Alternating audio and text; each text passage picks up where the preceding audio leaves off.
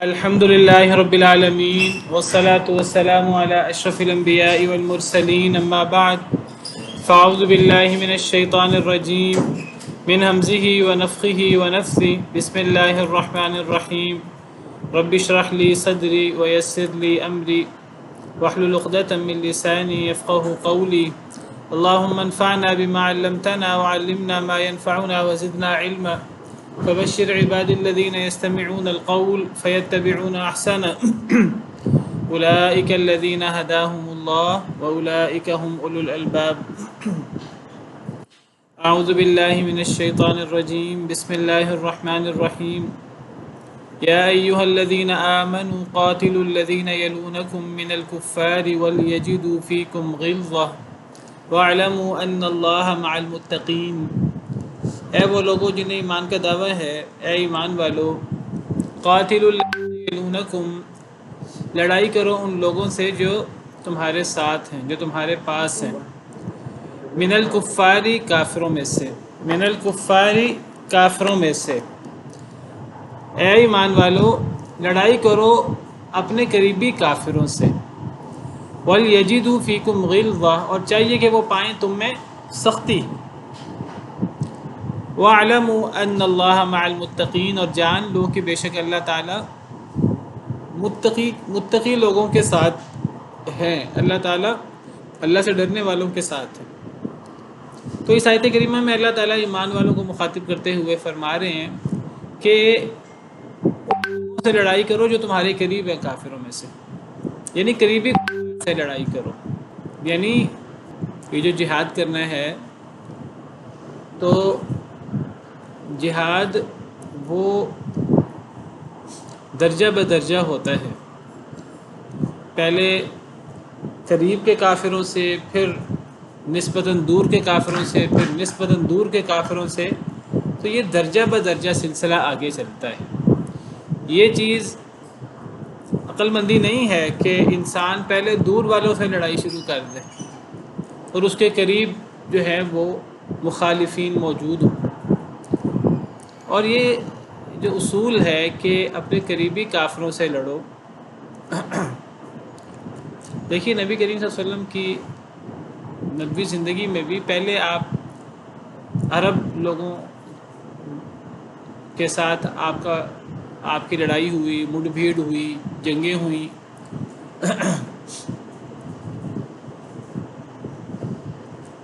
پھر جب عربوں سے نمٹ لیا گیا تو پھر اس کے بعد جو دوسرے ملک تھے قریب کے، پھر ان کے ساتھ جو ہے وہ لڑائی کی نوبت آئی۔ جنگ تبوک میں رومیوں کے بالمقابل مسلمان جو ہیں وہ تبوک کے علاقے میں گئے، اور پھر نبی کریم صلی اللہ علیہ وسلم کے بعد اسی اصول کے مطابق سیدنا ابوبکر صدیق کے دور میں، سیدنا عمر فاروق، حضرت عثمان کے دور میں رومی، اور پھر فارس اور مجوس، اور اس طرح پھر یہ سلسلہ آگے سے آگے پھیلتا چلا گیا، حتیٰ کہ مسلمان جو ہیں وہ اندلس اور آدھی دنیا پر تقریباً اللہ کے حکم سے قابض ہو گئے۔ تو فرمایا کہ پہلے قریبی کفار سے لڑائی کرو۔ یہ اصول لڑائی کے حوالے سے بھی ہے، اور یہ اصول دیگر اسلامی احکامات کے حوالے سے بھی ہے۔ مثال کے طور پر اگر صلہ رحمی کرنی ہے، حسن سلوک کرنا ہے، تو صلہ رحمی میں بھی درجہ بدرجہ معاملہ چلتا ہے۔ پہلے انسان جو جتنا قریبی ہے انسان اس کے ساتھ صلہ رحمی کرے، پھر جو نسبتاً دور کے ہیں، امک و اباک ثم اختک و اخاک ثم ادناک ادناک، سب سے پہلے تیری ماں، تیرا باپ، پھر تیری بہن اور بھائی، پھر جو جتنا قریبی ہے، جو جتنا قریبی ہے۔ قریب کے کافروں سے لڑو، اس کا مطلب یہ نہیں کہ دور کے کافروں سے لڑا نہیں جائے گا، اس کا مطلب یہ ہے کہ پہلے قریب کے کافروں سے لڑا جائے گا اور پھر درجہ بدرجہ پھر دور کے کافروں سے لڑا جائے گا، ورنہ مسلمان نکلیں دور کے کفار سے لڑنے کے لیے اور درمیان میں قریب کے کافر درمیان میں رکاوٹ بن جائیں، تو یہ عقل مندی نہیں ہوگی۔ اور میں ذکر کر رہا ہوں کہ یہ درجہ بندی یہ ہمیں اسلام کی اور تعلیمات میں بھی ملتی ہے، جیسے صلہ رحمی کے میں نے ذکر کیا صلہ رحمی میں انسان سب سے پہلے اپنے جتنے قریبی سب سے پہلے انسان کے اوپر انسان کی بیوی بچوں کی ذمہ داری ہے، ماں باپ کی ذمہ داری ہے، بہن بھائی کی ذمہ داری ہے، پھر یہ سلسلہ جو ہے وہ آگے چچا پھوپھو اور خالہ ماموں اور پھر ان کی اولاد، اور یہ سلسلہ آگے بڑھتا رہتا ہے۔ یہ کوئی نیکی نہیں ہے کہ انسان اپنے دوست احباب سے، دور کے لوگوں سے نیکی کرے اور انسان گھر کے لوگوں کو اپنے حسن اخلاق سے اور اپنی نیکی سے محروم رکھے، تو یہ کوئی پسندیدہ چیز نہیں ہے، بلکہ یہ قیامت کی نشانیوں میں سے ہے کہ انسان دوست احباب کے ساتھ تو اچھا سلوک کرے اور انسان گھر والوں کے ساتھ، ماں باپ کے ساتھ اچھا سلوک نہ کرے۔ کئی لوگ جو ہیں وہ دوست احباب کے ساتھ بڑے میٹھے اور بڑے اخلاق سے پیش آتے ہیں، لیکن بیوی بچوں کے ساتھ اور ماں باپ کے ساتھ بڑے کڑوے انداز سے پیش آتے ہیں، اور یہ اللہ کے ہاں پسندیدہ چیز نہیں ہے۔ تو صلہ رحمی ہوگی تو وہ بھی الاقرب فالاقرب کے اصول کے تحت۔ نبی صلی اللہ علیہ وسلم سے سوال ہوا کہ اگر میرے پاس 1 دینار ہے تو میں کس پہ خرچ کروں؟ تو فرمایا اپنی ذات پر۔ اس کے بعد کس پہ خرچ کروں؟ فرمایا بیوی بچوں پر۔ اس کے بعد کس پہ خرچ کروں؟ فرمایا ماں باپ پر۔ آپ الاقرب فالاقرب کا بتاتے رہے، اور میں نے ابھی آپ کے سامنے حدیث کے الفاظ پڑھے تھے۔ نبی صلی اللہ علیہ وسلم نے فرمایا کہ ید المعطی العلیٰ، دینے والے کا ہاتھ اونچا ہوتا ہے، وابدأ بمن تعول، اور تو اس سے ابتدا کر جس کا تو ذمہ دار ہے، بیوی بچوں کا۔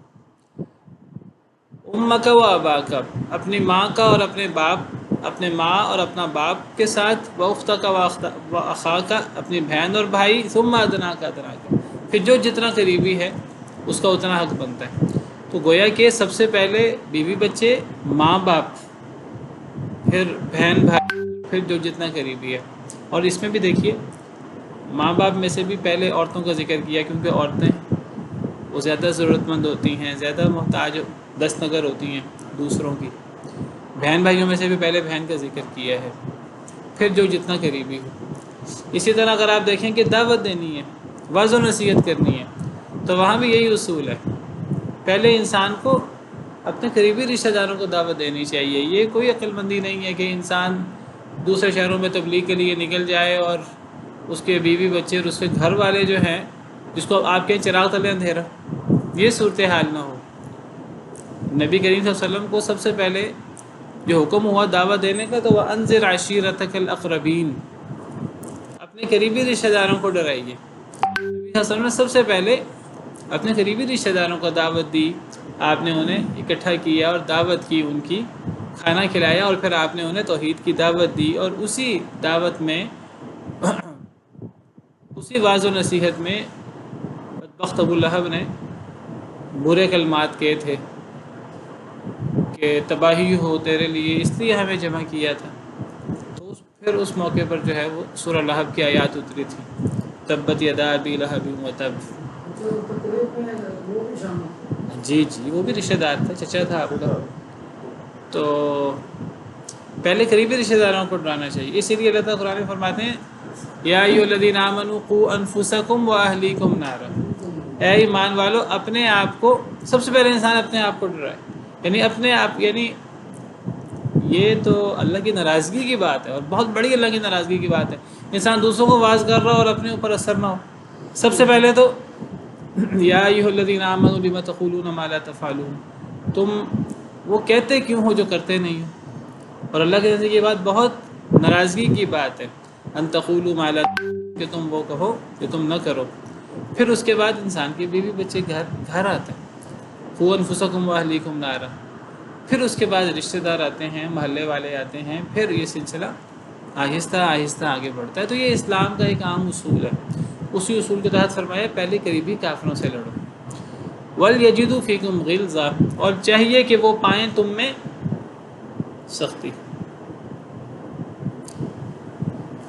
اچھا دیکھیے، اللہ نے یہ فرمایا قریبی کافروں سے لڑو، یعنی سب سے پہلے کن سے لڑا جائے گا؟ ان کفار سے جو سب سے قریبی ہیں، پھر دور کے کفار سے۔ اچھا کفار کے علاوہ بھی کسی سے لڑا جائے گا؟ مسلمانوں سے، منافقین تو اگر وہ اعتقادی منافقین ہیں پھر تو وہ کفار میں ہی آ جاتے ہیں، اور اگر وہ عملی منافق ہیں یعنی مطلب یہ ہے کہ مسلمان ہیں لیکن کمی کوتاہی پائی جاتی ہے تو وہ زکوٰۃ سے انکار کریں تو جی اگر زکوٰۃ سے انکار کریں گے تو پھر لڑ جاتے جی وہ اصل میں اگر زکوٰۃ سے انکار کریں پھر تو ان سے زبردستی زکوٰۃ وصول کی جائے گی۔ میں اصل میں یہ کہنا چاہ رہا تھا کہ ہمارے ہاں اپنے دنیاوی مفادات کے لیے مسلمانوں سے لڑ پڑتے ہیں، اور باقاعدہ لڑائی اور قتال ہوتا ہے اور خانہ جنگی ہوتی ہے، تو لڑائی تو اسلام کے نقطہ نظر سے لڑائی تو ہے ہی کفار سے۔ اصل میں وہ جو زکوٰۃ کے منکرین سے لڑائی کی گئی، اصل میں حضرت ابوبکر صدیق نے تو یہی کہا کہ یہ لوگ مومن ہی نہیں رہے، یعنی اصل میں جس طرح نماز کا منکر اور نماز نہ پڑھنے والا مسلمان نہیں رہتا، نماز اسلام اور کفر کے درمیان فرق ہے، تو حضرت ابوبکر صدیق نے کہا کہ میں ان سے لڑوں گا جو نماز اور زکوٰۃ میں فرق کر رہے ہیں، یعنی نماز نہ پڑھنے والا تو مومن نہیں ہے تو زکوٰۃ نہ دینے والا۔ اللہ نے قرآن میں جگہ جگہ نماز کے ساتھ زکوٰۃ کا ذکر کیا۔ تو بہرحال مطلب یہ ہے کہ سب سے پہلے قریبی کفار سے لڑا جائے گا، پھر دور کے کفار سے، تو قریبی کفار سے پہلے کوئی ایسا گروہ نہیں جس سے لڑنا ہے۔ ہاں باقی کسی کو سزا دینا اور کوئی جرم کرے مسلمانوں میں سے، وہ ایک الگ چیز ہے، وہ لڑائی نہیں ہے۔ لڑائی کی بات ہو تو لڑائی کفار سے ہوتی ہے۔ اصل میں ہمارے ہاں مسلمانوں کے ہاں یہ خلافت، اسلامی خلافت اور اسلامی نظام ختم ہو گیا ہے، مسلمان اب ملکوں میں بٹ گئے ہیں، تو اب ملکی مفادات سامنے آ گئے۔ اب مسلمان تو ایک امت، ایک ملت نہیں رہے نا، ایک جسد واحد نہیں رہے، اب ملکی مفادات مقدم ہیں، اب ملکی مفادات کے تحت مسلمان سے لڑ رہے ہیں۔ اللہ معاف کرے۔ وَلْيَجِدُوا فِيكُمْ غِلْظَةً، اور چاہیے کہ وہ پائیں تم میں سختی۔ کون؟ کفار تم میں سختی پائیں، کفار کو تم میں سختی نظر آنی چاہیے، یعنی کفار کو تمہارے رویے سے پتہ لگنا چاہیے کہ تم کفار کے مخالف ہو اور تم کفار پر سخت ہو، یعنی مسلمان سے نرم ہوتا ہے اور مسلمان کافروں سے سخت ہوتا ہے۔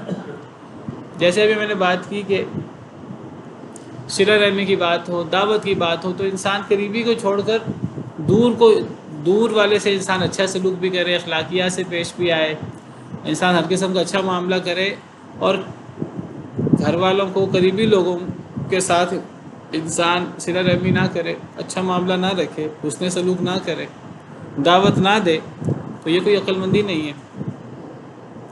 اسی طرح انسان دور والوں سے یا کفار سے انسان اخلاقیات سے پیش آئے اور ان کے ساتھ بڑے اخلاق کا مظاہرہ کرے، اور انسان مسلمانوں کے ساتھ سختی سے پیش آئے، تو یہ اسلامی طریقہ نہیں ہے، اللہ نے اس کا حکم نہیں دیا۔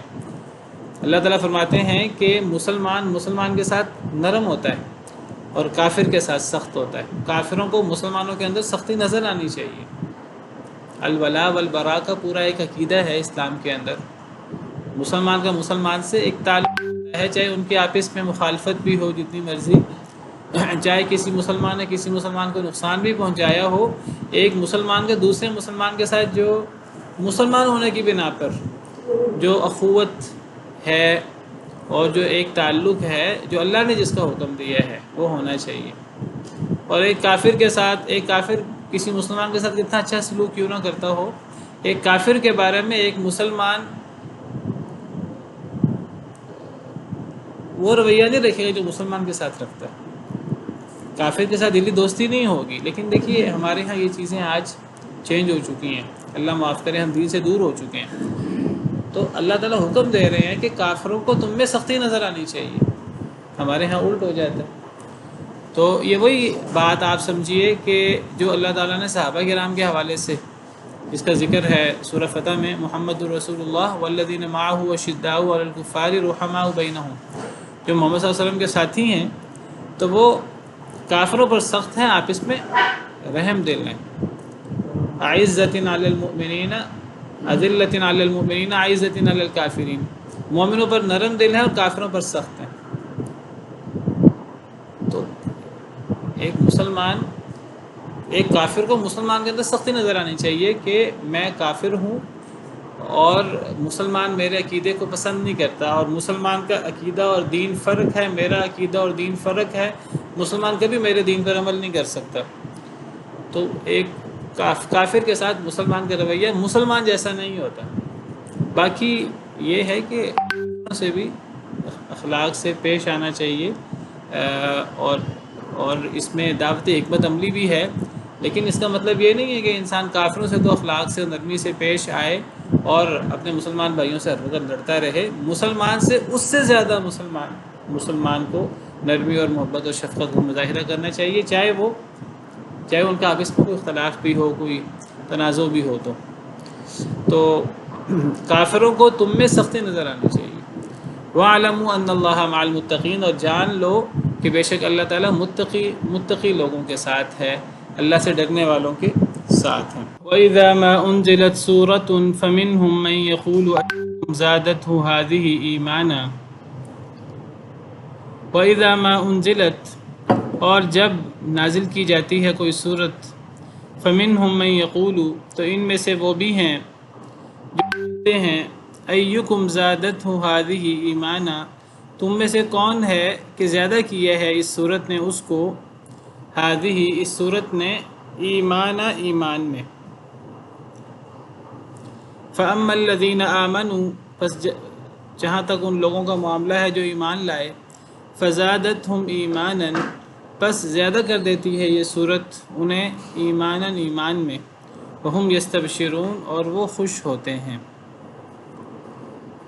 تو اس آیت کریمہ میں اللہ تعالیٰ منافقین کا ایک اور گھناؤنا کردار، ایک اور استہزاء اللہ کی آیات کے ساتھ، قرآن کے ساتھ اللہ بیان فرما رہے ہیں کہ ان بدبختوں کے بہت سے غلط کردار کے ساتھ ساتھ یہ بھی ایک غلط کردار تھا کہ جب یہ موجود نہ ہوتے مجلس میں اور ان کے عدم موجودگی میں کوئی صورت نازل ہوتی، آیات نازل ہوتی قرآن کریم کی، انہیں پتہ لگتا بعد میں، تو ٹھٹھا کرتے ہوئے، مذاق کرتے ہوئے کہتے تھے مسلمانوں سے کہ تم میں سے کون ہے کہ اس صورت نے جو نازل ہوئی، اس صورت نے اس کا ایمان میں اضافہ کیا، تم میں سے کس کس کا ایمان بڑھا ہے ان آیات سے یا اس صورت سے جو صورت نازل ہوئی ہے۔ یہ ان کا ایک استہزائیہ انداز تھا، ایک مذاق کا انداز تھا۔ تم میں سے کس کس کا ایمان بڑھا ہے، کس کس کے ایمان میں اضافہ ہوا ہے، اس صورت نے کس کس کا ایمان بڑھایا ہے۔ یہ ایسی بات ہے جیسے کوئی شاگرد ہوں مختلف آپس میں، وہ مذاق اڑاتے ہوں کسی استاد کا، تو کوئی نہ آئے کلاس میں تو آنے والوں سے بعد میں پوچھے کہ تم میں سے کس کس کا علم میں اضافہ ہوا ہے۔ ایسے لوگ بھی ہیں جو اساتذہ کا اور اس قسم کی چیزوں کا مذاق اڑاتے ہیں۔ تو یہ منافقین قرآن کا اس طرح مذاق اڑاتے تھے،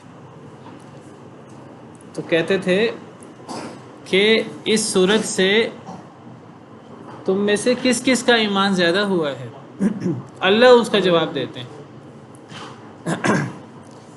اللہ فرماتے ہیں فَأَمَّا الَّذِينَ آمَنُوا، پس جہاں تک ان لوگوں کا معاملہ ہے جو ایمان لائے، فَزَادَتْهُمْ إِيمَانًا، تو زیادہ کیا ہے اس صورت نے ان کو ایماناً، ایمان میں، وَهُمْ يَسْتَبْشِرُونَ، اور وہ خوش ہوتے ہیں۔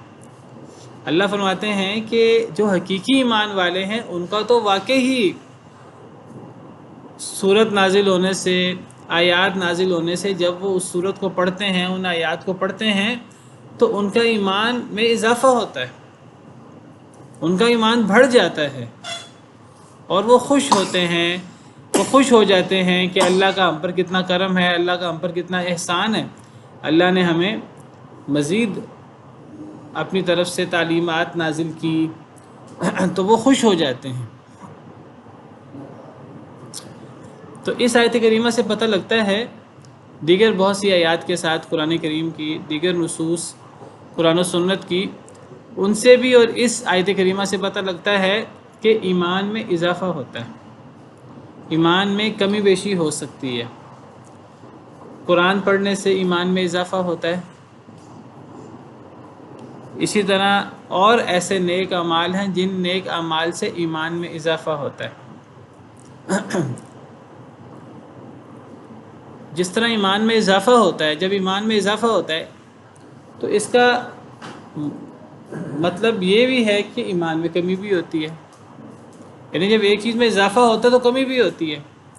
یعنی اگر ہم یہ کہیں کہ ایمان میں اضافہ ہوا ہے، اس کا مطلب ہے پہلے کم تھا، ایمان بعد میں بڑھ گیا۔ جب پہلے کم تھا اور ایمان بڑھ گیا تو اس کا مطلب ہے پہلے کیا تھا؟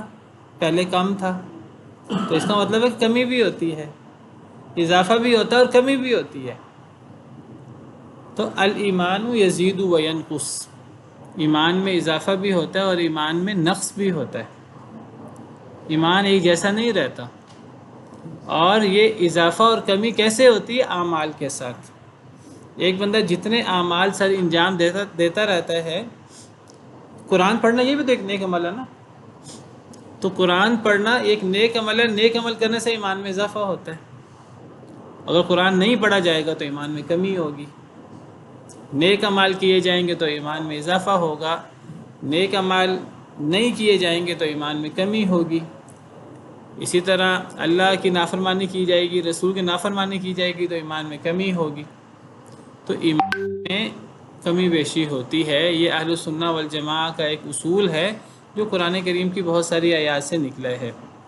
اگلی آیت دیکھیں، اگلی آیت اسی موضوع سے متعلق ہے۔ وَأَمَّا الَّذِينَ فِي قُلُوبِهِم مَرَضٌ، اور جہاں تک ان لوگوں کا معاملہ ہے جن کے دلوں میں مرض ہے، مرض سے مراد مرض نفاق، جہاں تک ان لوگوں کا معاملہ ہے جن کے دلوں میں مرض ہے، فَزَادَتْهُمْ رِجْسًا إِلَىٰ رِجْسِهِمْ، بس زیادہ کرتی ہے یہ صورت جو نازل ہوئی تھی، زیادہ کرتی ہے ان کو نجاست میں، گندگی میں، اِلیٰ رِجْسِهِمْ، ان کی نجاست کی طرف، ان کی نجاست کے ساتھ۔ یعنی پہلے جو ان میں نجاست ہے، جو گندگی ہے، اس صورت کے نازل ہونے سے ان کی گندگی اور ان کی بے ایمانی میں مزید اضافہ ہو جاتا ہے، ان کے نفاق میں مزید اضافہ ہو جاتا ہے۔ اور ہم پیچھے پڑھ آئے ہیں 11ویں پارے کے شروع میں کہ یہ منافق ناپاک ہیں، پلید ہیں، اور ہم نے یہ بھی پڑھا کہ کافر بھی ناپاک ہوتا ہے، یا ایھا المشرک بھی، یا ایھا الذین آمنوا انما المشرکون نجس، اے ایمان والو مشرک نجس ہوتے ہیں، روحانی طور پر، معنوی طور پر۔ اسی طرح منافق وہ بھی رجس ہوتا ہے، پیچھے ہم نے پڑھا سیحلفون باللہ لکم اذا انقلبتم الیہم لتعرضوا عنہم، یہ قسمیں اٹھائیں گے تمہارے سامنے تاکہ تم ان سے صرف نظر کرو، تو اللہ فرماتے ہیں تم ان سے صرف نظر کرو، تم ان سے منہ موڑ لو، انہم رجس، یہ پلید لوگ ہیں، گندے لوگ ہیں منافق، 11ویں پارے کے شروع میں، وَمَأْوَاهُمْ جہنم، ان کا ٹھکانہ جہنم ہے۔ اب یہاں بھی اللہ تعالیٰ منافقین کا ذکر کرتے ہوئے فرما رہے ہیں کہ یہ منافقین جو قرآن کا مذاق اڑاتے ہیں، کہتے ہیں قرآن پڑھنے سے کسی کے ایمان میں اضافہ نہیں ہوتا، اور جب قرآن اترتا ہے تو مومنوں سے پوچھتے ہیں کہ اس صورت نے کس کے ایمان میں اضافہ کیا ہے، تو اللہ جواب دیتے ہیں، اللہ فرماتے ہیں کہ یہ صورتیں اور یہ آیات اللہ کی ایمان والوں کے ایمان میں تو اضافہ کرتی ہے اور ایمان والے خوش ہوتے ہیں، لیکن جو تم جیسے منافق ہیں واقعی ہی ان کے ایمان میں قرآن کی صورتوں سے قرآن پڑھ کر بھی اضافہ نہیں ہوتا، بلکہ ان کی پلیدگی میں اور ان کے رجس میں اضافہ ہوتا ہے، ان کے نفاق میں اضافہ ہوتا ہے۔ کتنی بڑی بدبختی ہے کہ قرآن جیسی ہدایت ربانی، اس سے کسی کے ایمان میں اضافہ نہ ہو، بلکہ اس کے نفاق میں اور اس کی پلیدگی میں اضافہ ہو۔ تو یہ اصل میں جیسا رویہ وہ اللہ رب العالمین کی کتاب کے ساتھ، نبی صلی اللہ علیہ وسلم کی تعلیمات کے ساتھ رکھتے ہیں، اللہ ان کے ساتھ ویسا سلوک کرتے ہیں۔ یعنی جس کو قرآن جو ایک ہدایت ہے، قرآن سے بڑی ہدایت کیا ہو سکتی ہے؟ وَلَقَدْ يَسَّرْنَا الْقُرْآنَ لِلذِّكْرِ فَهَلْ مِن مُدَّكِرٍ هَذَا بَيَانٌ لِلنَّاسِ، یہ لوگوں کے لیے بیان ہے، لوگوں کے لیے ایک ہدایت کا باعث ہے، ہدی للناس۔ لیکن جس کو قرآن سے ہدایت نہ ملے تو پھر یہ نہیں ہوتا اسے قرآن سے ہدایت ہی، وہ ہدایت سے محروم ہوتا ہے، بلکہ قرآن پڑھ کے جسے ہدایت نہ ملے قرآن سے تو وہ قرآن سے گمراہ ہوتا ہے، پھر پیچھے کو بیٹھو، وہ قرآن سے پھر گمراہ ہوتا ہے۔ قرآن پڑھنے سے پھر اس کے نفاق میں اور اس کے کفر میں اور اس کی گندگی میں اضافہ ہوتا ہے۔ اگر ایمان میں اضافہ نہیں ہوگا تو پھر گندگی میں اضافہ ہوگا، پھر وہ جو بغاوت اور وہ جو ہے ایمان سے اور قرآن سے، اس میں اضافہ ہوگا، اور وہ گندگی ہے۔ وہ کفر اور نفاق ہے، اس میں اضافہ ہے۔ یہ بالکل اسی طرح کی آیت ہے جیسے ہم نے پڑھا کہ قرآن کریم کی کچھ مثالیں جو قرآن کریم میں مثالیں آئیں شہد کی مکھی کی اور مکڑی کی اور مچھر اور مکھی کی اور چونٹی کی، تو کافروں نے اعتراض کیا، انہوں نے کہا یہ کیا مثالیں ہیں؟ تم کہتے ہو اللہ بہت بڑا ہے، جب اللہ اتنا بڑا ہے تو مثالیں چھوٹی چھوٹی۔ تو اللہ تعالیٰ نے قرآن فرمایا ان اللہ لا یستحی ان یضرب مثلا ما بعوضۃ فما فوقها، اللہ کو کوئی شرم محسوس نہیں ہوتی کہ اللہ مچھر کی مثال دیں یا مچھر سے بھی اوپر کی کسی چیز کی مثال پیش کریں جو چھوٹا ہونے میں مچھر سے بھی کمتر ہو۔ فَأَمَّا الَّذِينَ آمَنُوا فَيَعْلَمُونَ أَنَّهُ الْحَقُّ مِنْ رَبِّهِمْ، جو ایمان والے ہیں وہ جانتے ہیں کہ یہ قرآن اور یہ مثالیں اللہ کی طرف سے، ان کے رب کی طرف سے ہیں، اور ان مثالوں سے ان کے ایمان اور ہدایت میں اضافہ ہوتا ہے۔ ان کو حکمتیں سمجھ آتی ہیں کہ اللہ نے یہ جو شہد کی مکھی کی مثال پیش کی، جو مکھی کی مثال پیش کی، چونٹی کی مثال پیش کی، مکڑی کی مثال پیش کی، اس میں کیا حکمتیں ہیں، غور کرتے ہیں، ان کے ایمان میں اضافہ ہوتا ہے۔ وَأَمَّا الَّذِينَ كَفَرُوا فَيَقُولُونَ مَاذَا أَرَادَ اللَّهُ بِهَذَا مَثَلًا، کافر لوگ کہتے ہیں اللہ نے اس مثال کا کیا ارادہ کیا۔ اللہ فرماتے ہیں يُضِلُّ بِهِ كَثِيرًا وَيَهْدِي بِهِ كَثِيرًا، اللہ گمراہ کر دیتے ہیں اس قرآن سے، ان مثال بہت سے لوگوں کو، اور ہدایت دیتے ہیں بہت سے لوگوں کو۔ یعنی جن لوگوں کو ان آیات سے اور قرآن سے ہدایت نہیں ملتی انہیں گمراہی ملتی ہے۔ پھر یہ نہیں ہوتا نہ ہدایت ملے نہ گمراہی ملی، پھر وہ گمراہ ہوتے ہیں، پھر ان کی نجاست بڑھتی ہے۔ تو یہ مغالطہ نہ کھائیے کہ قرآن میں تو ہے کہ قرآن سب کے لیے شفا ہے، قرآن سب کے لیے ہدایت ہے۔ شہر رمضان الذی انزل فیہ القرآن ھدی للناس، یہ تو لوگوں کے لیے ہدایت ہے، مسلمان ہوں یا کافر ہوں۔ جہاں قرآن یہ کہتا ہے کہ یہ لوگوں کے لیے ہدایت ہے، وہاں قرآن یہ بھی کہتا ہے ھدی للمتقین، متقین کے لیے ہدایت ہے۔ جہاں قرآن یہ کہتا ہے کہ وَنُنَزِّلُ کہ یا ایھا الناس قد جاءتکم موعظۃ من ربکم وشفاء لما فی الصدور، اے ایمان والو تمہارے پاس اللہ کی طرف سے نصیحت آ گئی اور سینوں کی شفا آ گئی، یعنی قرآن اس سب کے لیے شفا ہے۔ اللہ فرماتے ہیں قل هو للذین آمنوا ھدی وشفاء، یہ قرآن ایمان والوں کے لیے ہدایت اور شفا ہے، سب کے لیے شفا نہیں ہے، سب کے سینے ٹھنڈے نہیں ہوتے قرآن پڑھ کے۔ وَنُنَزِّلُ مِنَ الْقُرْآنِ مَا هُوَ شِفَاءٌ وَرَحْمَةٌ لِّلْمُؤْمِنِينَ، ہم قرآن نازل کرتے ہیں اور اس میں شفا بھی ہے اور رحمت بھی ہے ایمان والوں کے لیے۔ وَلَا يَزِيدُ الظَّالِمِينَ إِلَّا خَسَارًا، وَلَا يَزِيدُ کیا ہے وَلَا يَزِيدُ الْكَافِرِينَ إِلَّا خَسَارًا، کافروں کو تو خسارے میں اضافہ ہوتا ہے، گھاٹے میں اضافہ ہوتا ہے قرآن پڑھنے سے۔ تو جس کو قرآن پڑھنے سے ہدایت نہیں ملتی تو اسے گمراہی ملتی ہے، جسے قرآن پڑھنے سے ایمان میں اضافہ نہیں ہوتا تو اس کی گندگی میں اضافہ ہوتا ہے، جس کو ہدایت نہیں ملتی تو اس کو گمراہی پھر ملتی ہے، خسارہ ہوتا ہے۔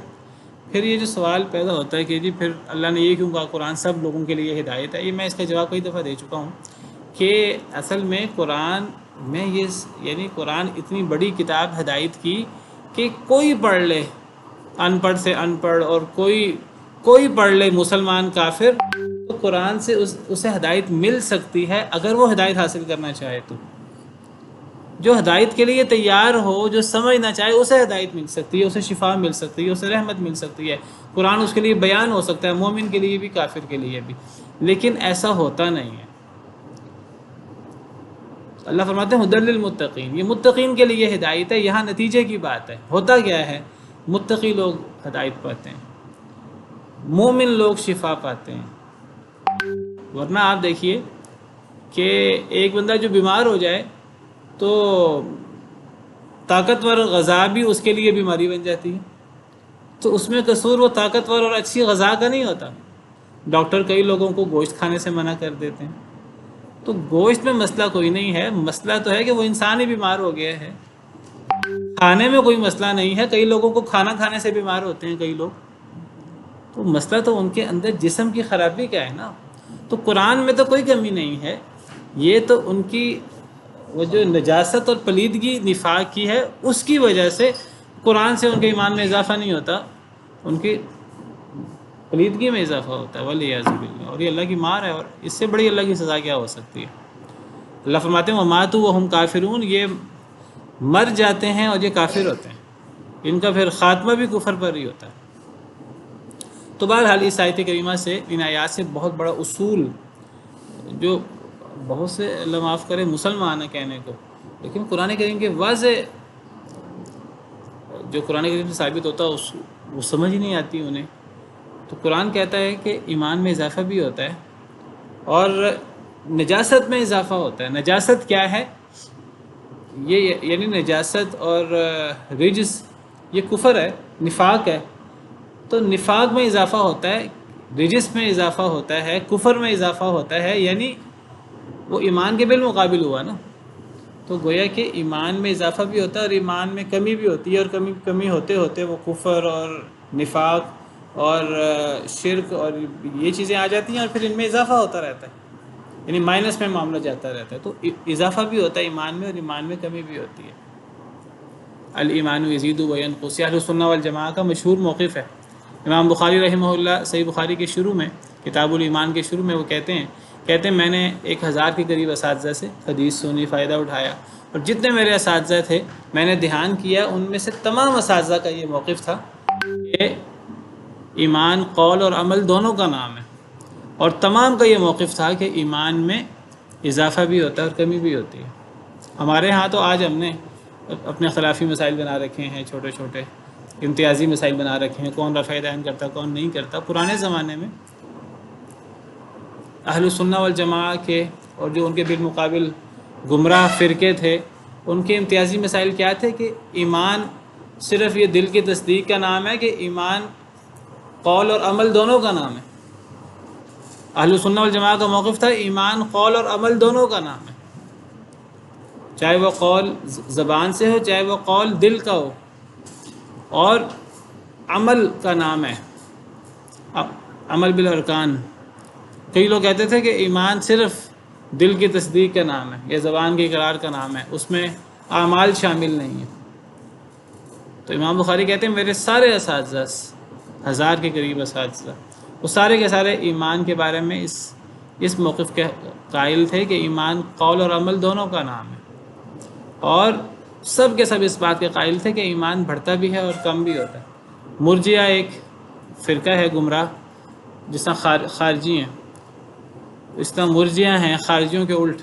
خارجی کہتے ہیں کہ کبیرہ گناہ کرنے سے انسان کافر ہو جاتا ہے اور ملت سے نکل جاتا ہے، اور انسان اگر اسی پر اس کی وفات ہو جائے، کبیرہ گناہ کا مرتکب ہو اور اسی پر اس کی وفات ہو جائے، چاہے وہ کفر نہ کرے، شرک نہ کرے، کبیرہ گناہ کسی سے ہو جائے، مثلا جھوٹ یا اس قسم کے جو گناہ ہیں، کسی سے کبیرہ گناہ ہو جائے اور توبہ نہ کرے تو وہ کافر ہو جاتا ہے، اور پھر وہ جنت میں نہیں جا سکتا، وہ ہمیشہ ہمیشہ جہنم میں جائے گا، والعیاذ باللہ۔ یہ خارجیوں کا موقف ہے، اور یہ ایک انتہائی موقف ہے۔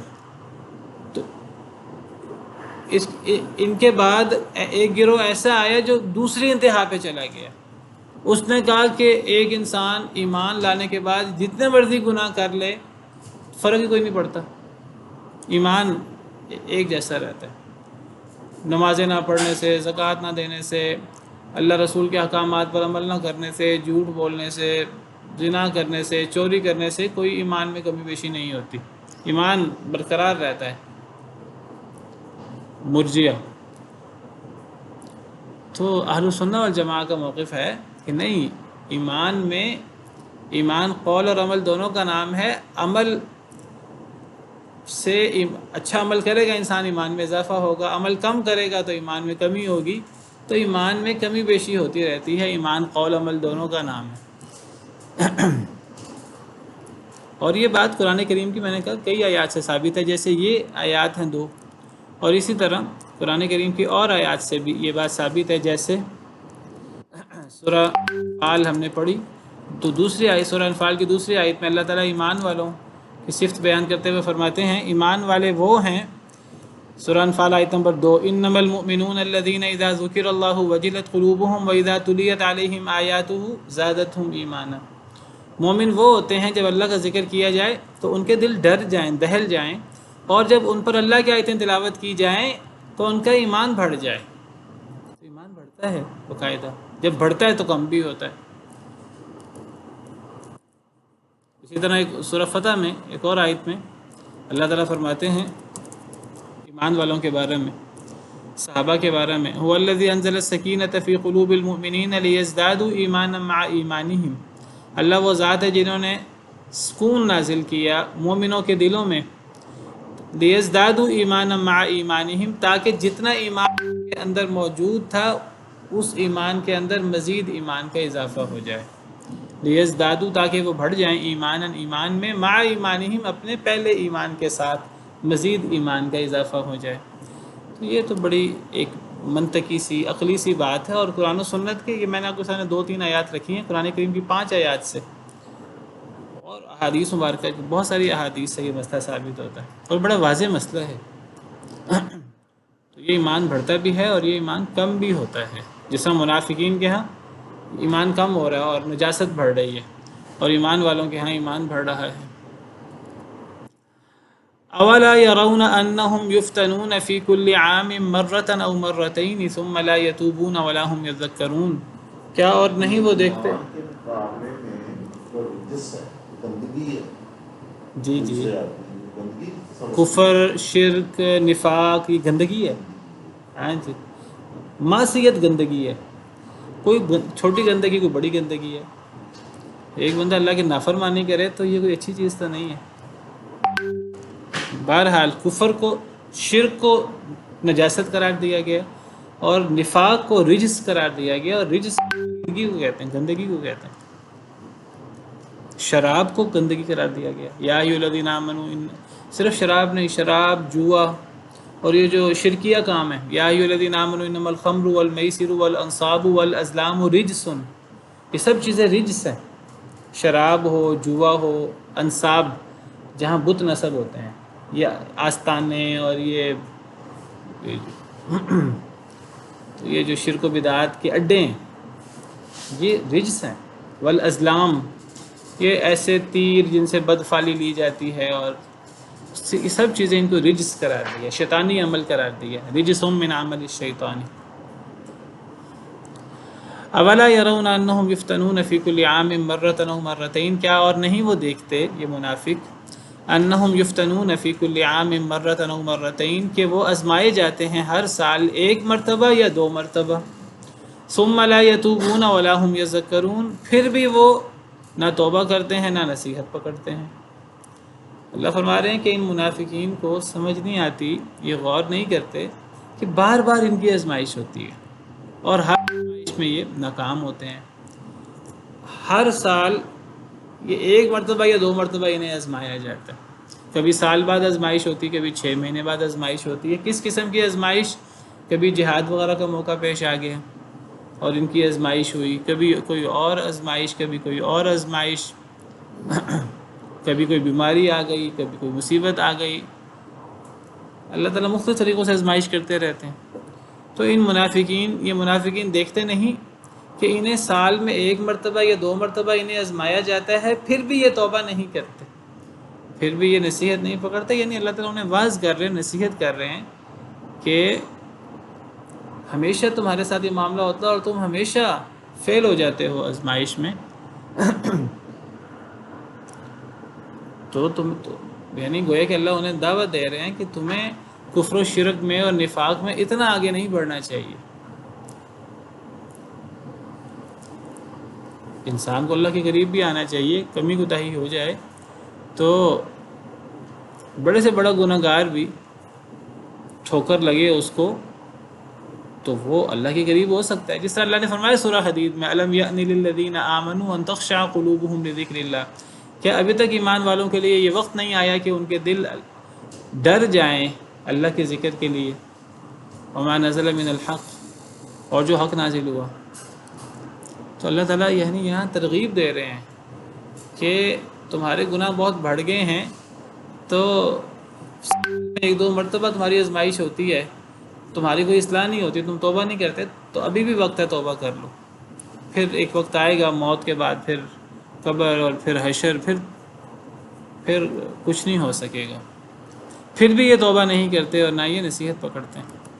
وَإِذَا مَا أُنزِلَتْ سُورَةٌ نَظَرَ بَعْضُهُمْ إِلَى بَعْضٍ هَلْ يَرَاكُمْ مِنْ أَحَدٍ ثُمَّ انصَرَفُوا، اور جب نازل کی جاتی ہے کوئی صورت، یہ ماں جو ہے یہاں بھی ماں ہے اور پیچھے بھی وَإِذَا مَا، اس ماں کا معنی نہیں کرنا، یہ معنی میں زائد ہے۔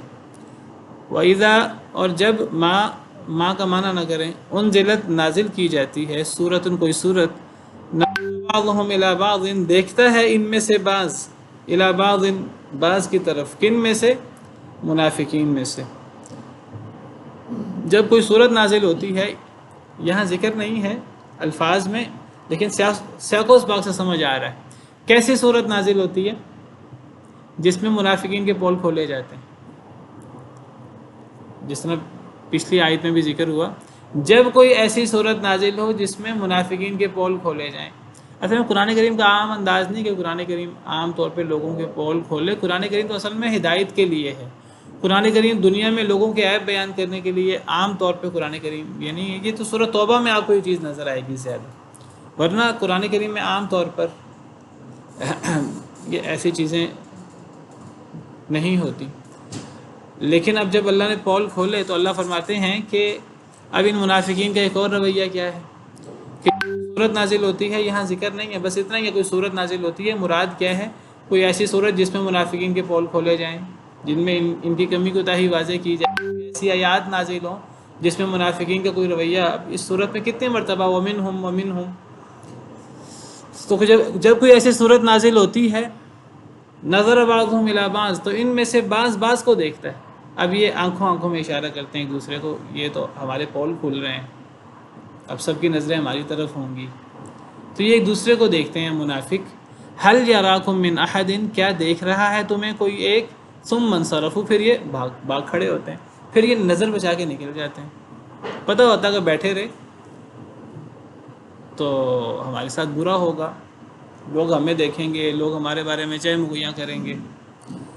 تو جب کوئی صورت نازل ہوتی ہے، یعنی ایسی صورت جس میں منافقین کے کرتوت پول کھولے ہوں، تو یہ ایک دوسرے کو نظر بچا کر دیکھتے ہیں، اور پھر ایک دوسرے کو نظر بچا کر دیکھ کر آنکھوں سے اشارے کر کے وہاں سے کھسک جاتے ہیں۔ ثم انصرفوا، پھر وہ انصرف کا مطلب ہوتا ہے واپس پلٹ جانا، پھر وہ وہاں سے مجلس سے چپکے سے نکل جاتے ہیں۔ اللہ فرماتے ہیں حالانکہ قرآن سن کر جب قرآن کی آیت نازل ہو تو باقی صحابہ کرام کا تو ایمان میں اضافہ ہوتا ہے، وہ تو جی آیت نازل ہوئی ہے، سورت نازل ہوئی ہے، اس آیت کا کیا مفہوم ہے، کیا نیا حکم آیا ہے، شوق ہوتا ہے۔ تو بجائے اس کے کہ یہ اس آیت کے اندر غور کریں، وہ آیت تو ان کے پول کھولتی ہے، تو یہ ایک دوسرے کو دیکھ کر اور ایک دوسرے کو آنکھوں سے اشارے کر کے یہ تو پلٹ جاتے ہیں۔ اللہ فرماتے ہیں کیوں پلٹے؟ نازل قرآن ہو رہا ہے جو اللہ کا بہت بڑا احسان ہے، اور یہ پلٹ رہے ہیں۔ اللہ فرماتے ہیں صرف اللہ قلوبہم، اصل میں اللہ نے ان کا دل پھیر دیا ہے۔ کیوں؟ بِأَنَّهُمْ قَوْمٌ لَا يَفْقَهُونَ، اس لیے کہ یہ ایسی قوم ہے جو سمجھتی نہیں، ان کے اپنے اعمال اور اپنے کرتوت کی وجہ سے اللہ نے ان کے دلوں کو پھیر دیا ہے۔ تو اب ان کے ساتھ یہی ہوگا، اور ان کے ساتھ کیا ہوگا؟ اس میں اللہ کی طرف سے نعوذ باللہ کوئی ظلم زیادتی نہیں ہے، یہ ان کے اپنے کرتوت ہیں۔ لَقَدْ جَاءَكُمْ رَسُولٌ مِّنْ أَنفُسِكُمْ عَزِيزٌ عَلَيْهِ مَا عَنِتُّمْ حَرِيصٌ عَلَيْكُمْ بِالْمُؤْمِنِينَ رَءُوفٌ رَحِيمٌ، تحقیق آ گیا تمہارے پاس رسول من انفسکم، جو تمہیں میں سے ہے، رسول اللہ صلی اللہ علیہ وسلم، تمہارے پاس رسول آگے جو تمہیں میں سے ہیں۔ تمہیں میں سے کیا مطلب؟ یعنی تمہارے قبیلے سے ہی ہیں، تمہیں میں سے ہیں، یعنی تم انسان ہو تو وہ بھی انسان ہے، وہ بھی بشر ہیں۔ قرآن کریم میں اللہ نے نبی صلی اللہ علیہ وسلم کا ذکر کیا ہے تو کئی جگہ پر نبی صلی اللہ علیہ وسلم کے ساتھ من انفسکم من انفسہم بطور احسان ذکر کیا، یعنی اللہ کا احسان ہے کہ اللہ نے انسانوں میں جو رسول بھیجا ہے وہ انسان بھیجا ہے، اور یہی اللہ کی حکمت بالغہ ہے، اور یہی اللہ کا طریقہ ہے کہ اللہ تعالیٰ انسانوں میں اللہ نے جتنے رسول بھیجے ہیں وہ انسان بھیجے ہیں۔ جیسے اللہ نے یہاں بطور احسان فرمایا کہ البتہ تحقیق تم میں ایک رسول آیا ہے جو تمہیں میں سے ہے، یعنی تمہاری طرح انسان ہے، تمہارے کنبے قبیلے سے ہے، قریش سے ہے۔ لقد من اللہ علی المؤمنین اذ بعث فیہم رسولا من انفسہم، اللہ نے مومنوں پر بہت بڑا احسان کیا جب اللہ نے ان میں ایک رسول بھیجا جو انہی میں سے تھا۔ تو رسول کا انسانوں میں سے ہونا بلکہ وہی زبان بولنا جو قریش بولتے تھے. وما ارسلنا من رسول الا بلسان قومه، سورہ ابراہیم میں اللہ فرماتے ہیں ہم نے جتنے نبی بھیجے وہ اپنی قوم کی زبان بولتے تھے. تو اللہ تعالیٰ دھیان رکھتے ہیں، دھیان کرتے ہیں کہ رسول وہ آئے جو اسی قوم میں سے ہو. کوئی باہر سے آئے گا، لوگ اجنبی ہوں گے، وہ اجنبی ہوگا، وہ لوگوں کے سامنے بات کرے گا، لوگ اس کی بات سمجھیں گے نہیں سمجھیں گے، اس کے مزاج کو سمجھیں گے نہیں سمجھیں گے. تو رسول وہ قوم میں پلا بڑھا ہو، اور صرف قوم کا عام فرد نہ ہو، قوم کے اعلیٰ خاندان کا فرد ہوتا ہے رسول. ہمیشہ جسمانی روحانی طور پر، قبیلے کے طور پر افضل ترین ہوتا ہے، وجیح ہوتا ہے، دنیا میں بھی اور آخرت میں بھی. وجیحاً فی الدنیا والآخرہ، وکان عند اللہ وجیحا، حضرت موسیٰ کے حوالے سے، حضرت عیسیٰ کے حوالے سے. اپنی قوم کی زبان بولتا ہے، قوم کے حالات سے اور چیزوں سے واقف ہوتا ہے، اور یہ اللہ کا احسان ہے. قوم کو بھائی ہوتا ہے، یعنی کنبے قبیلے کے اعتبار سے، ایمانی اعتبار سے نہیں. تو یہ تو اللہ کا احسان ہے. تو ہم اللہ کے اس احسان کو چھوڑ کر کہ نبی بشر ہی نہیں ہوتا، وہ بشر نہیں ہوتا، کچھ اور ہوتا ہے. تو تمہیں میں سے ہے عزیز علیہ ما عنتم، گراں گزرتا ہے اس کے اوپر جو تم مشکل میں پڑھو. تمہارا مشکل میں پڑھنا اس پر عزیز ہے، یعنی بہاری ہے، مشکل ہے. تم مشکل میں پڑھو تو وہ رسول تمہارے ساتھ اتنا مشفق ہے، اتنا رحیم و کریم ہے، اتنا شفیق ہے تمہارے اوپر کہ تمہارا مشکل میں پڑھنا اس پہ گراں گزرتا ہے. اور اس کی عملی مثالیں کیا ہیں کہ یعنی جب کوئی انسان اللہ کی نافرمانی کرے، اللہ سے دور ہو، تو یہ بات رسول پہ گراں گزرتی ہے. مسلمانوں کے لیے اصل میں دیکھیے یہ وہی بات ہے کہ نبی کریم صلی اللہ علیہ وسلم تو رحمت للعالمین ہے، رحمت للمؤمنین نہیں ہے، صرف رحمت للعالمین، تمام جہان والوں کے لیے رحمت، انسانوں کے لیے، چاہے وہ مسلمان ہوں، چاہے کافر ہوں، چاہے جانور ہوں، چاہے حشرات ہوں، چاہے جمادات ہوں. لیکن آپ کی رحمت سے فائدہ کون اٹھا پاتا ہے؟ مومن. یہ ایسے ہی ہے جیسے اللہ کی رحمت کس کے لیے؟ اللہ کی رحمت اللہ کی ہر مخلوق کے لیے، چاہے کافر ہی کیوں نہ ہو. اللہ تعالیٰ کافروں کے لیے رحیم ہے کہ نہیں دنیا میں. لیکن دیکھیے کافر اللہ کی رحمت سے مستفید نہیں ہو پاتا، تو آخرت میں اللہ کی رحمت مومنین کے لیے خاص. اللہ فرماتے ہیں رحمتی وسعت کل شیء، میری رحمت نے ہر شے کو اپنی وسعت میں لے لیا ہے. فساکتبها للذین یتقون ویؤتون الزکاۃ، ان قریب میں اپنی اس رحمت کو خاص کر لوں گا، لکھ دوں گا ان لوگوں کے لیے جو ڈرتے ہیں اللہ تعالیٰ سے اور زکوٰۃ ادا کرتے ہیں اور جو اللہ کی آیتوں پر ایمان رکھتے ہیں. تو اب اللہ کی رحمت بھی تو سب کے لیے ہے، لیکن فائدہ کون اٹھاتا ہے؟ جس طرح قرآن ہے، ابھی بات جیسا ہوئی قرآن کی رحمت، قرآن کا بیان، قرآن کا شفا، قرآن کا ہدایت ہونا سب کے لیے. بیٹا پیچھے ہو کے بیٹھا کرو گے دفعہ آئے. قرآن کا رحمت اور بیان اور ہدایت سب کے لیے ہے، لیکن نتیجتاً فائدہ کون اٹھاتا ہے؟ ایمان والے. کافر محروم رہتے ہیں اپنے کرتوتوں کی وجہ سے. تو اب نبی کریم صلی اللہ علیہ وسلم سب کے لیے آپ کی یہ کیفیت تھی. وہ جو مشہور حدیث ہے، بلکہ قرآن میں اللہ فرماتے ہیں شاید آپ اپنے آپ کو ہلاک ہی کر ڈالیں، یہ ایمان نہیں لا رہے، یہ آپ کی شفقت اور رحمت ہی ہے. اور وہ جو مشہور حدیث ہے کہ میری اور تمہاری مثال ایسے جیسے کوئی بندہ آگ اور یہ پرندے اور حشرات الارض جو ہیں یہ اس آگ میں گرنا شروع ہو جائیں، اور میں تمہیں کمر سے پکڑ کر تمہیں وہاں سے نکالنے کی کوشش کر رہا ہوں. تو آپ یہ جو دعوت دیتے تھے، کفار کو دعوت دیتے تھے ایمان والوں کے ساتھ ساتھ، تو یہ آپ کی رحمت اور شفقت ہی تھی. لیکن آپ کی رحمت اور شفقت کا مستحق کون ہوتا ہے؟ فائدہ کون اٹھا پاتا ہے؟ ایمان والا. تو یہ چیزیں اس لیے لقد جاءکم، یہ مسلمانوں کو خطاب ہے. البتہ تحقیق آیا تمہارے پاس رسول تمہیں میں سے ہے، مشکل ہے اس کے اوپر جو تم مشقت میں پڑھو، اس پر گراں گزرتا ہے. یہ آپ کی محبت و شفقت ہے امت کے ساتھ. حریص علیکم، تم پر بہت حریص ہے، تمہارے بارے میں، تمہارے فائدے کے بارے میں بہت لالچی ہے، بہت حریص ہے. بالمؤمنین رؤوف الرحیم، مومنین کے ساتھ بہت شفقت کرنے والا، بہت رحم کرنے والا ہے. تو یہ ساری نبی صلی اللہ علیہ وسلم کی صفات ہیں. اور آپ کتنے شفیق تھے. صرف یعنی یہاں مومنوں کا ذکر ہے، مومنوں پر بالخصوص اور باقی سب کے لیے بالعموم، لیکن باقی لوگ فائدہ نہیں اٹھا پائے.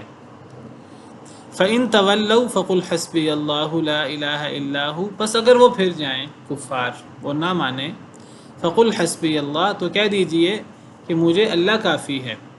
لا الہ الا ہو، کوئی معبود برحق نہیں مگر وہ.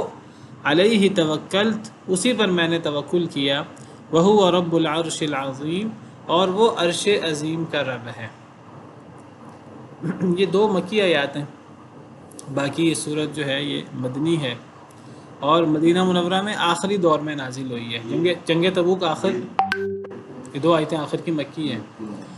تو یہ سورہ توبہ مدنی ہے. آپ کو پتہ ہے یہ جنگ تبوک کے اس میں حالات بیان ہوئے ہیں، اور جنگ تبوک 9 ہجری میں آخری دور میں یہ جنگ تبوک ہوئی ہے، اور جنگ تبوک کے حالات اس میں بیان کیے گئے ہیں. تو یہ مکی آیات ہیں. ان مکی آیات میں نبی صلی اللہ علیہ وسلم کا امت کے ساتھ جو ایک تعلق ہے اور جو آپ کی رحمت و شفقت ہے اس کا ذکر کیا گیا ہے. اور پھر یہ ذکر ہے کہ اگر یہ لوگ نہ مانیں، یہ لوگ ایمان نہ لائیں، تو آپ پریشان نہ ہوا کریں زیادہ. پھر آپ اللہ پہ بھروسہ کریں، آپ اللہ سے لو لگا لیں. آپ کہیں مجھے اللہ کافی ہے، جس کے علاوہ کوئی معبود برحق نہیں، وہی حقیقی معبود. جو معبود انہوں نے بنائے ہیں یہ تو باطل معبود ہیں، تو مجھے ان کی ضرورت بھی نہیں ہے. مجھے اللہ کافی ہے، میرا اسی پر توکل ہے. اور اللہ تو عرش عظیم کا رب ہے. کوئی مشکل پیش آئے تو یہ آیت پڑھنی چاہیے. یہ آیت خاص طور پہ آخری آیت، صبح شام کے اذکار میں 7 دفعہ انسان صبح یہ پڑھے اور شام کو 7 دفعہ یہ پڑھے تو اس کی بڑی فضیلت ہے. فَإِن تَوَلَّوْا فَقُلْ حَسْبِيَ اللَّهُ لَا إِلَٰهَ إِلَّا هُوَ عَلَيْهِ تَوَكَّلْتُ وَهُوَ رَبُّ الْعَرْشِ الْعَظِيمِ. حَسْبِيَ اللَّهُ لَا إِلَٰهَ إِلَّا هُوَ. آپ کو پتہ ہے حسبنا اللہ ونعم الوکیل نعم المولا ونعم النصیر بڑی جامع دعا ہے. اور مشکل وقت میں نبی کریم صلی اللہ علیہ وسلم یہ دعا پڑھا کرتے تھے. جنگ احد کے موقع پر نبی صلی اللہ علیہ وسلم نے صحابہ کرام نے یہ دعا پڑھی تھی تو اللہ تعالیٰ نے آسانی کر دی تھی. تو حسبی اللہ لا الہ الا ہو علیہ، یعنی جب انسان محسوس کرے کہ میں مشکلات میں گھرا ہوا ہوں تو انسان یہ دعا کرے کہ مجھے اللہ کافی ہے. جب اللہ میرے ساتھ ہے تو مجھے کسی مشکل سے ڈرنے کی اور کسی مشکل کی میرے سامنے کیا حیثیت ہو سکتی ہے. جب اللہ میرے ساتھ ہے، مجھے اللہ کافی ہے، میرا توکل اللہ پر ہے. اور اللہ تو عرش عظیم کا رب ہے. عرش عظیم جیسی مخلوق کیا ہو سکتی ہے؟ اللہ تو عرش عظیم کا بھی رب ہے. تو اللہ کے لیے کوئی چیز مشکل نہیں ہے. تو جب اللہ میرے ساتھ ہے، میرے لیے پھر باقی چیزیں کیا مشکل ہو سکتی ہیں؟ بہت جامع دعا ہے. وکفا باللہ وکیلا. تو یہ حسبی اللہ لا الہ الا اللہ، یہ صبح شام کے اذکار میں 7 دفعہ پڑھنا، یہ صبح شام کے اذکار میں بھی شامل ہے. سبحان ربک رب العزت عما یصفون وسلام علی المرسلین والحمد للہ رب العالمین.